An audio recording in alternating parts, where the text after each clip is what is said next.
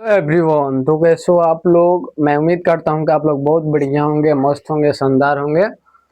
तो बहुत दिन के बाद हम लोग इस सेशन में मिले हैं, तो ये सेशन आप लोग समझ सकते हैं कितना शानदार, जानदार और मस्त होने वाला है। तो आज के इस क्लास में हम लोग पढ़ने वाले हैं हिंदी का सिलेबस। हाँ, हिंदी का सिलेबस हम लोग पढ़ने वाले हैं। तो सबसे पहले आज मातृ दिवस के हार्दिक शुभकामनाएं आप सभी को। आज मदर डे है, तो आप सभी को मदर डे के हार्दिक शुभकामनाएं। तो आज के इस क्लास में हम लोग जानेंगे हिंदी का फुल सिलेबस डिस्कशन, ठीक है ना। क्या जानेंगे इस वीडियो में? हिंदी के फुल डिस्कशन। अगर आप क्लास 10th में पढ़ते हैं और आप भी हिंदी में 100 में 100 लाना चाहते हैं, अगर आप भी क्लास 10th में पढ़ते हैं और हिंदी में 100 में 100 लाना चाहते हैं, तो ये वीडियो आपके लिए बहुत इंपॉर्टेंट है। क्योंकि हिंदी को बहुत लोग मिस कर देते हैं कि हिंदी ये तो भाई लैंग्वेज है, इसको क्या ही है पढ़ना, इसको एक महीना पहले पढ़ लेंगे सब कुछ याद हो जाएगा। ऐसा बिल्कुल भी नहीं होता है, ऐसा बिल्कुल भी नहीं होता है। तो आप लोग शुरू से पढ़िएगा। पहले, सबसे पहले किसी भी चीज को पढ़ने से पहले आपको उस चीज का सिलेबस मालूम होना चाहिए। तो आज की इस क्लास में हम लोग बेसिकली क्लास 10th का हिंदी विषय का सिलेबस डिस्कशन करने वाले हैं। तो वीडियो को शुरू से लेकर अंत तक देखिएगा, वीडियो को स्किप मत कीजिएगा, आपको स्टेप बाय स्टेप सारी चीजें समझ में आ जाएगी। तो चलिए वीडियो को स्टार्ट करते हैं। देखिए, हमारे क्लास 10th में हिंदी का 2 बुक है, फर्स्ट गोधुली और सेकंड वर्णिका। तो गोधुली में 2 भाग होता है, एक गद्य भाग और दूसरा काव्य भाग, ठीक है ना। तो गद्य भाग में जो होता है, गद्य खंड में, उसमें 12 चैप्टर पढ़ना है, और जो पद खंड है उसमें भी 12 चैप्टर पढ़ना है। तो 12 24 हो गया। और एक बुक है वर्णिका, उसमें टोटल 5 चैप्टर है, आपको उसमें टोटल 5 चैप्टर पढ़ना है। तो सबसे पहले देखिए, हम लोग ये समझेंगे कि जो हिंदी पढ़ रहे हैं उसका सिलेबस क्या है, ठीक है। तो सिलेबस देखिए, हम लोग जैसे कि हम आप लोग को बताएं कि हिंदी 2 भाग में है, हिंदी का बुक 2 भाग में है, एक गोधुली और दूसरा वर्णिका। गोधुली में एक होता है गद्य खंड और दूसरा होता है काव्य खंड। गद्य खंड में भी पढ़ना है 12 चैप्टर, और पद खंड अर्थात ये काव्य खंड, इसमें भी आपको पढ़ना है टोटल 12 चैप्टर। तो ये जो है 12 चैप्टर, ये 24 चैप्टर हो गया, और 5 उधर वर्णिका का, तो 24 5 29, टोटल बुक में आपको 29 चैप्टर पढ़ना है। तो देखिए, ध्यान दीजिएगा, गद्य खंड में हम लोग सबसे पहले पढ़ेंगे श्रम विभाजन और जाति प्रथा। श्रम विभाजन और जाति प्रथा पहला चैप्टर का नाम है गद्य खंड में। अगर आप हिंदी का बुक खोलिएगा तो शुरू में ही मिलेगा श्रम विभाजन और जाति प्रथा, और दूसरा चैप्टर का नाम है 20 के दांत, और तीसरा चैप्टर है भारत से हम क्या सीखें, चौथा चैप्टर का नाम है नाखून क्यों बढ़ते हैं, ठीक है ना। पांचवा चैप्टर का नाम है नागरी लिपि, छठा चैप्टर नाम है बहादुर, और सातवां चैप्टर का नाम है परंपरा का मूल्यांकन, आठवां चैप्टर का नाम है जित जित मैं निरखत हूँ, और 9वां चैप्टर का नाम है अभिनव, 10वां चैप्टर का नाम है मछली, 11वां चैप्टर का नाम है नौबत खाने में इबादत, और लास्ट जो 12वां चैप्टर है शिक्षा और संस्कृति, जिसको महात्मा गांधी ने लिखे हैं। तो ये जो 12 चैप्टर है, ये जो गद्य खंड के हैं, तो ये सारी आपको पढ़ना है, सारी, ठीक है ना। और पद खंड मतलब काव्य खंड में आपको पढ़ना है 12 चैप्टर। पहला चैप्टर का नाम है राम बिनु बिरथी जगी जन्मा, ठीक है।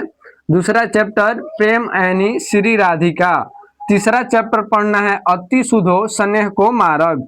चौथा पढ़ना है स्वदेशी। पांचवा पढ़ना है भारत माता। छठा पढ़ना है जनतंत्र का जन्म। सातवां पढ़ना है हिरोशिमा।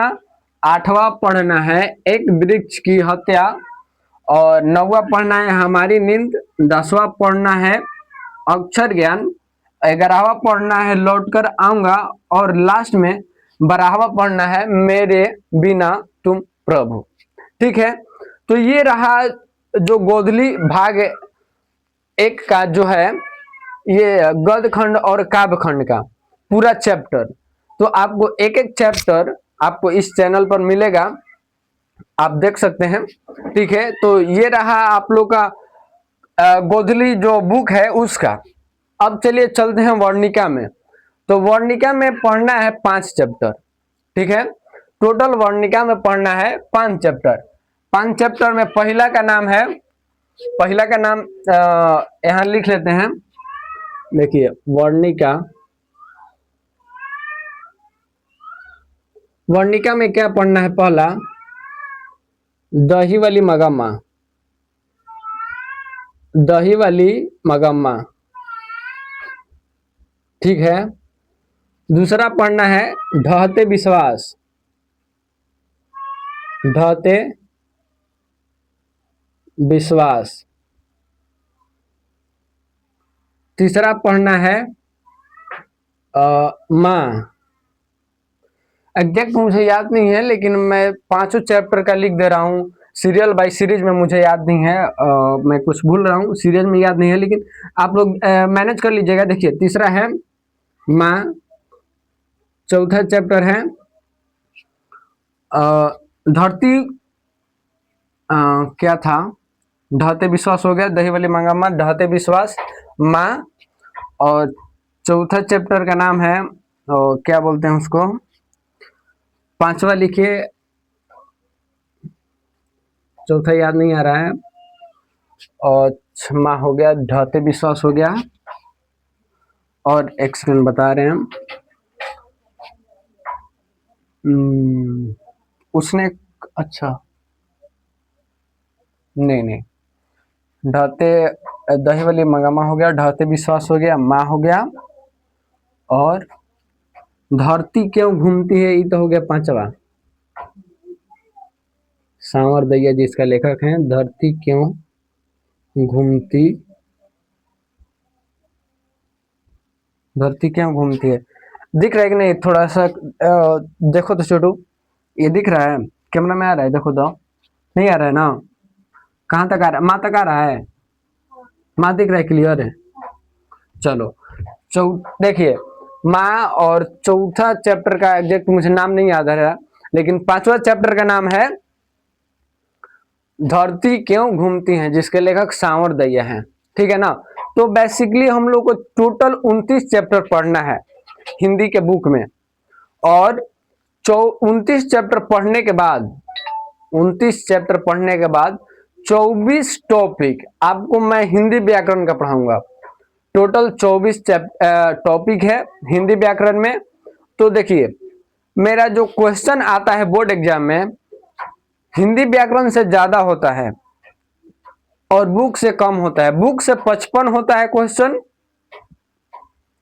सॉरी बुक से लगभग 55 नहीं 45 होता है, बुक से 45 होता है, और जो ये है ग्रामर है इससे 55 होता है क्वेश्चन।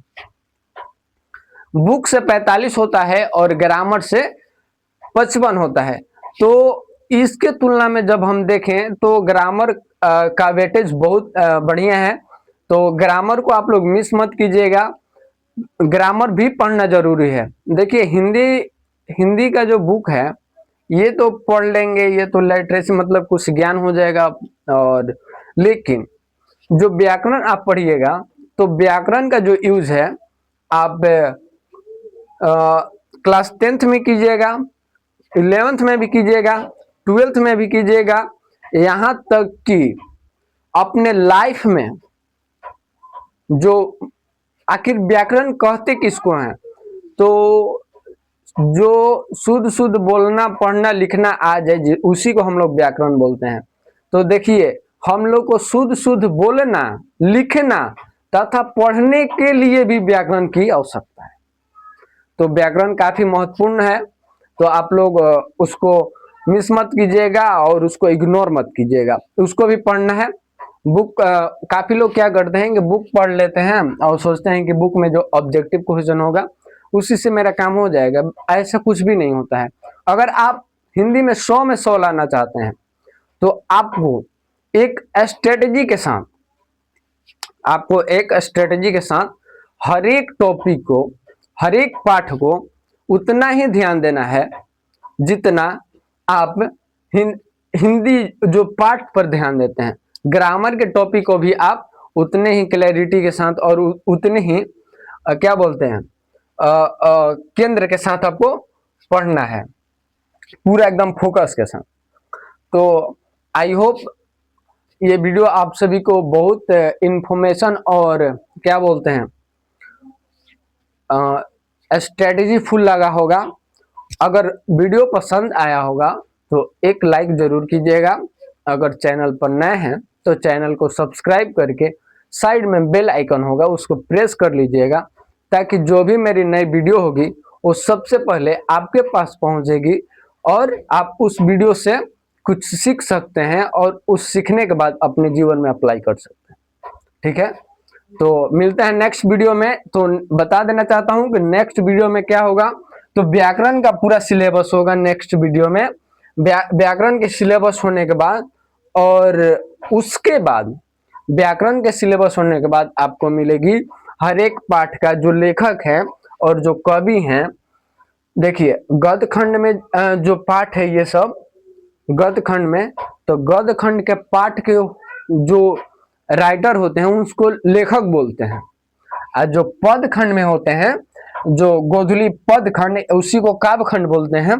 तो काव्य खंड का जो लेखक होते हैं, राइटर होते हैं, उसको राइटर नहीं उसको पोएट बोला जाता है। जो इनको लिखते हैं उनको कवि बोला जाता है, पोएट। ठीक है, आप लोग समझ गए। तो चलिए वीडियो को यहीं पर एंड करते हैं। तब तक के लिए बहुत बहुत धन्यवाद आप सभी का। चलो।